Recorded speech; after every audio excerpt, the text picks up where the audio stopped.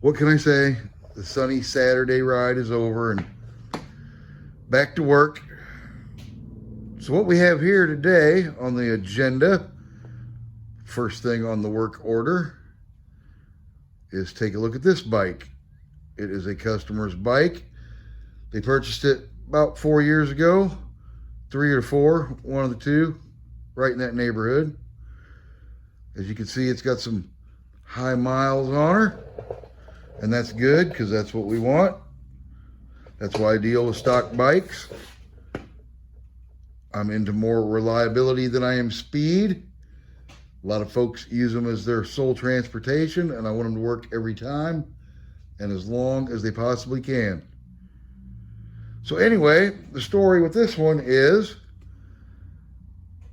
it's hard to start and lacks horsepower.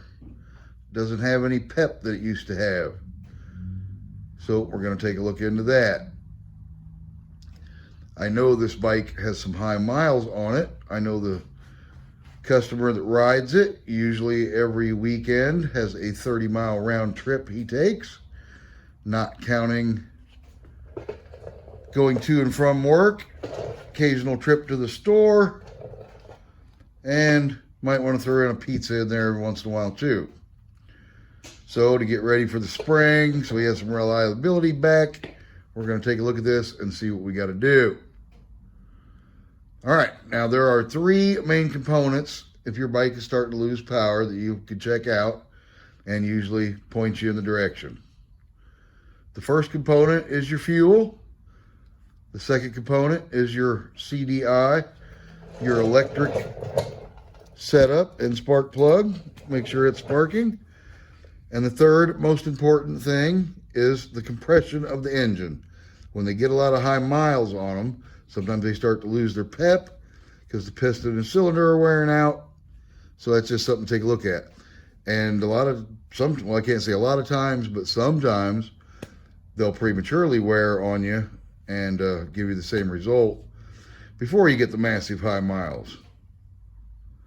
So anyway, we are going to start first by checking the spark and seeing what we got there.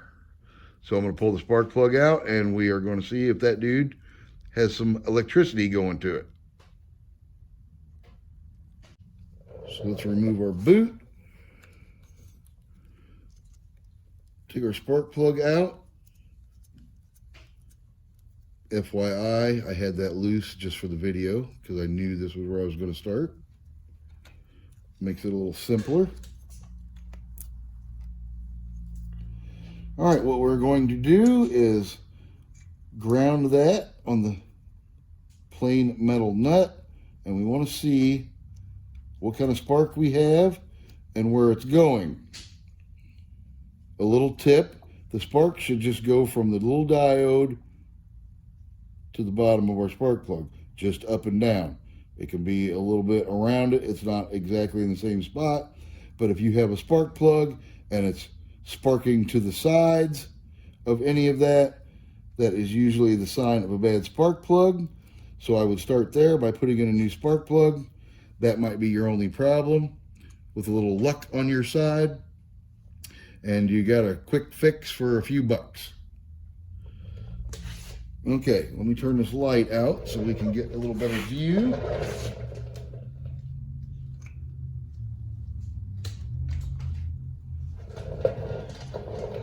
Okay, get my hand out of the way.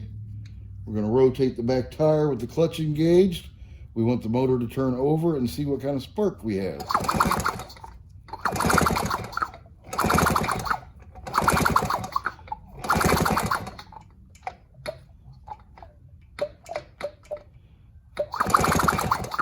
Okay, it's going up and down like it should. It wouldn't hurt a new spark plug, but I don't think that's what's our main problem with this one. So I am going to move on to removing my head nuts. And let's take a look and see what that cylinder looks like inside there.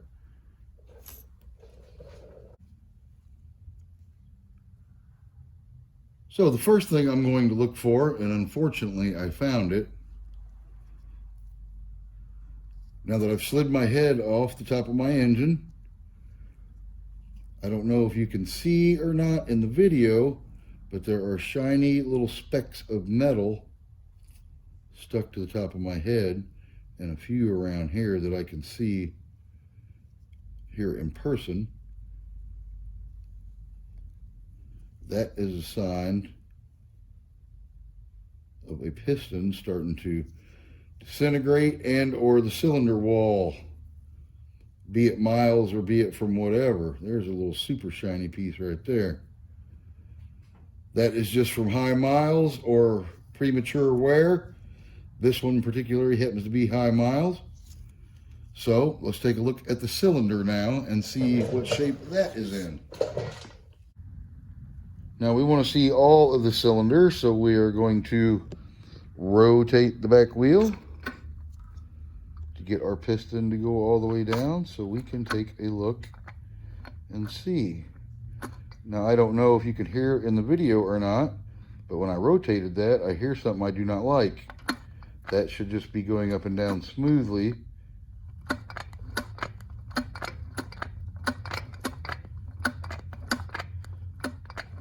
So it's pointing to, even if it has a bad cylinder, that I have a bad bearing, be it a wrist pin bearing or be it a crankshaft bearing. But this part of the cylinder itself is looking pretty good,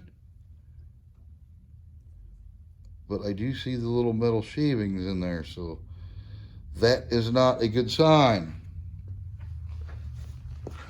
Let's go over to the other side and see what we have to see there. And there it is. Let me get my trusty light out.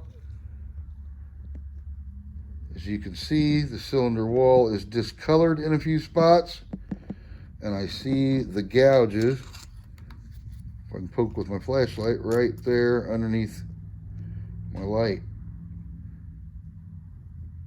So that is telling me we have some wear and a bad cylinder and piston and rings. All right, let's slide the cylinder off of the engine and investigate a little further.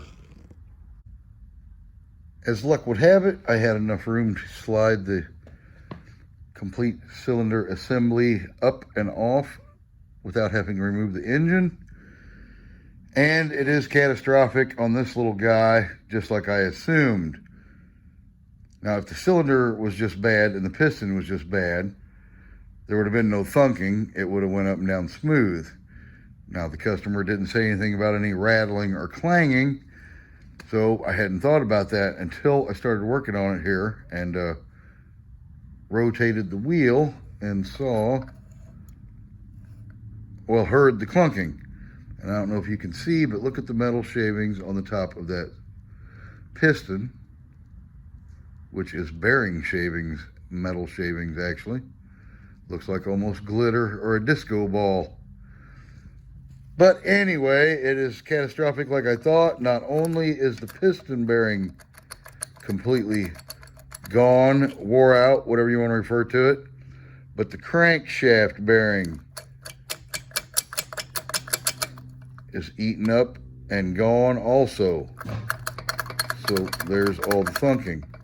But yes, your rod and bearing, I guess, are not supposed to wobble back and forth like that. And neither is the piston on the rod. So we're done diagnosing it. That little guy is completely wore out from super high miles.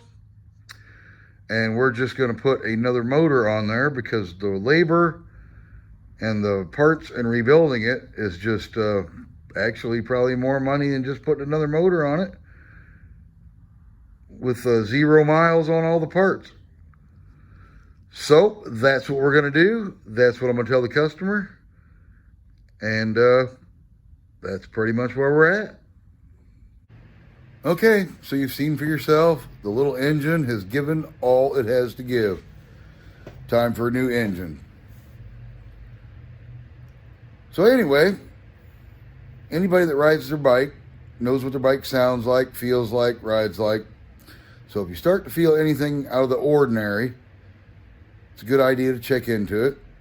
The 3 main ingredients you have to have performance out of your bike engine is the fuel delivery, the spark delivery, and almost mainly is the compression. These little motors operate 100% on compression. So if you got a cylinder that's got gouges, scratches, warbles, chafes, whatever you want to refer to it, that is usually the problem when they're hard to start, when you got to pedal it super fast down the street. It's almost got to build up its own compression just to make itself live. And then it doesn't have enough compression to give you any horsepower in your bike. It just has enough to actually run. So hopefully nobody else has these kind of catastrophic problems. But to be honest, with the many miles it's on this bike, can't complain. It has served its customer or owner well. However you want to look at that. Okay. Well, anyway, hopefully maybe these little tips might help you get your bike going if you're having those kind of problems, or find out what is going wrong with your bike if you have these kind of problems. I'm going to get started, get the motor off this bike, get another one on there so we can get him back on the road. All right, I just thought I would share that because there might be someone out there in the wide world having the same problems, and maybe this will make your diagnosis a little easier. All right, take care of yourselves, ride safe, and I will see you with the next exciting video.